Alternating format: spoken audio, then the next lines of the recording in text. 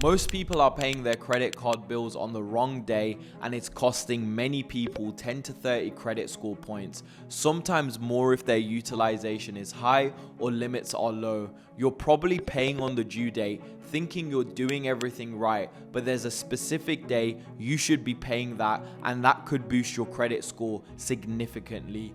I've helped over 5,100 people optimize their credit strategies, and this one simple timing changed everything and has helped people unlock better cards, lower mortgage rates, and premium credit card approvals they were previously denied for. Today I'm showing you the exact day to pay your credit card bill and why it matters. So drop a like and subscribe, because this might be the simplest credit score hack that you'll ever implement. So let's start with the basics. Credit scores are driven by a few core factors. The two that matter the most for short-term score movements are payment history. This dominates your score. Late payments wreck scores. You have 30 days before late payments report to the bureaus, but don't be late. Pay on time every single time. And the second thing is credit utilization. How much of your available credit are you actually using? This is one of the biggest levers for short-term score changes. Keep it under 10%,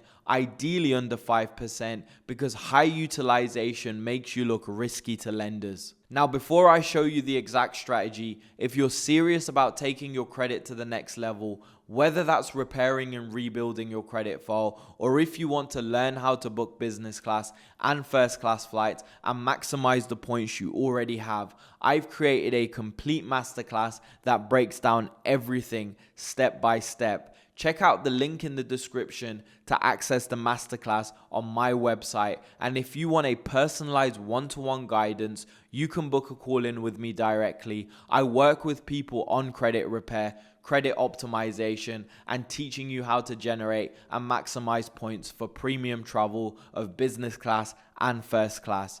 Links in the description. And let me now show you why this timing hack is important. But let's go back to the credit factors. The next one that you need to take serious is the length of your credit history. This is how long you've had accounts open, and this matters over the long term. Never close your oldest card. The next is credit mix and inquiries.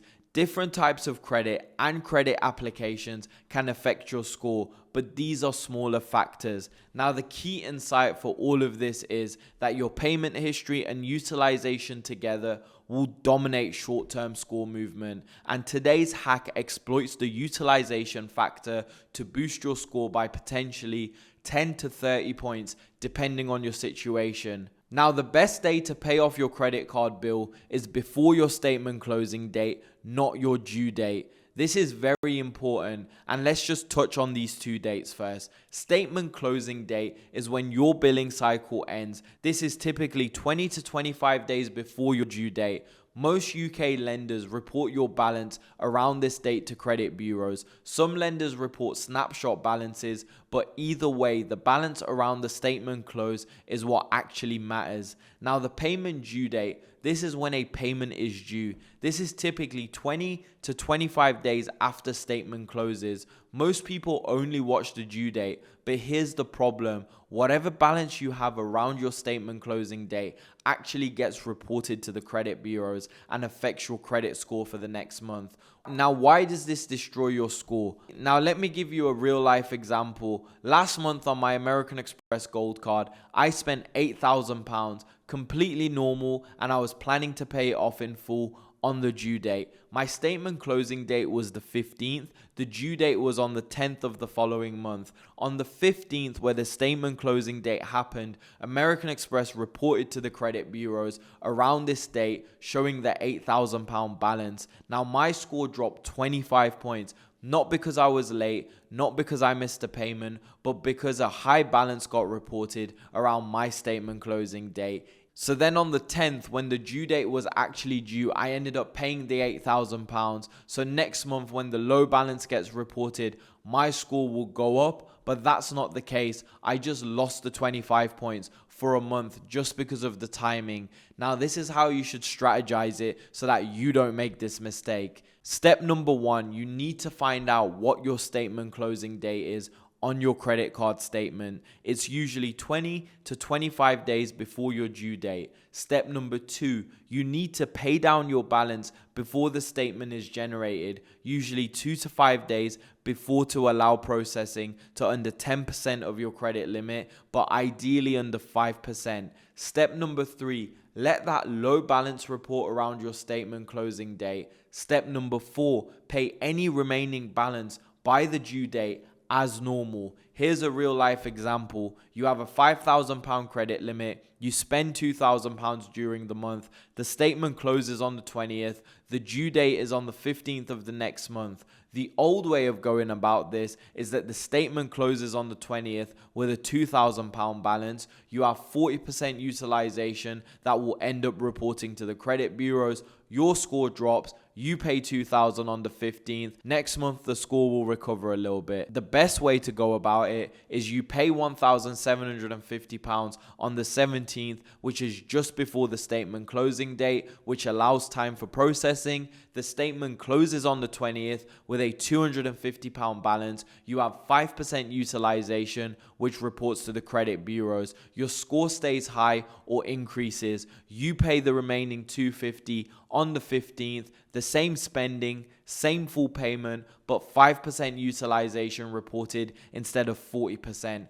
Now, you want to do this when this actually matters. You want to use this strategy, for example, when you're applying for a mortgage, because when you apply for a mortgage, this can save you thousands on interest if your score is just a little bit up in points.